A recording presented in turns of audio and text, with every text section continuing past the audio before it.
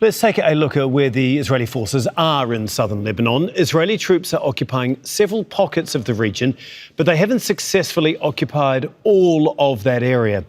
Israeli forces initially said they would take control of a stretch of southern Lebanon along the border. That zone is south of the Litani River from the Mediterranean coast to the northeastern border with Syria. Ziad Majed joins us now. He is a professor of Middle Eastern Studies at the American University of Paris. He joins us from the French capital. Thanks so much for being with us, Professor. First of all, can you just, we've obviously heard a number of the issues here with this framework, but can you just give us your first impression of it, what you think it actually means or is going to change on the ground? I think it will not change lots of things on the ground. On the one hand, Lebanon was under the American pressure. Rubio and Trump wanted to reach this agreement as soon as possible. And on the other, the Lebanese government wanted also to show that the Lebanese-Israeli track is fully independent from the American-Iranian track, because the state in Lebanon pretends that this is the way it can show that it has a sovereign decision.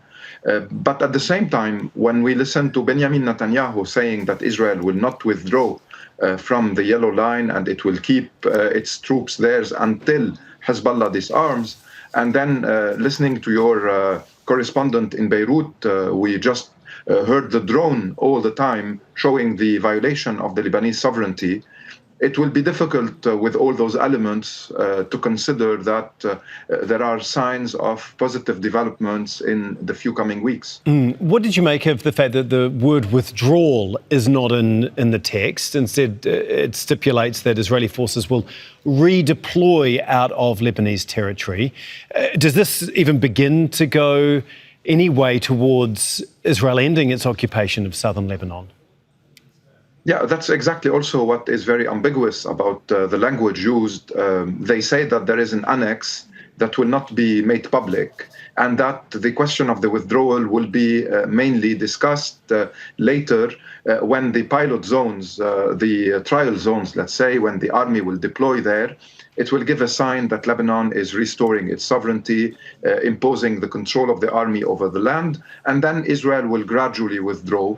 But it's very difficult to see that happening while the Israeli army, the Israeli political elite are always confirming that they will keep an occupied zone, and they do connect that with the full disarmament of Hezbollah, which is a long process that requires Lebanese negotiations, internal negotiations, require definitely Iran to approve that, and require guarantees that if this is happening, Israel will commit to withdrawing and will commit to allowing the people of South Lebanon, the hundreds of thousands who were displaced and who lost their houses that were totally destroyed by Israel, to return to the currently occupied zone. So there are lots of elements that will keep us waiting for more details, for more development, and for an evolution on the ground to see whether the US will put pressure on the Israelis to withdraw, to respect some of the commitments.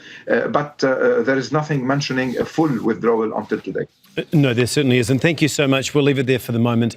We do appreciate your time. That is Ziad Majed, who is a professor of Middle Eastern Studies at the American University of Paris. Thanks for joining us.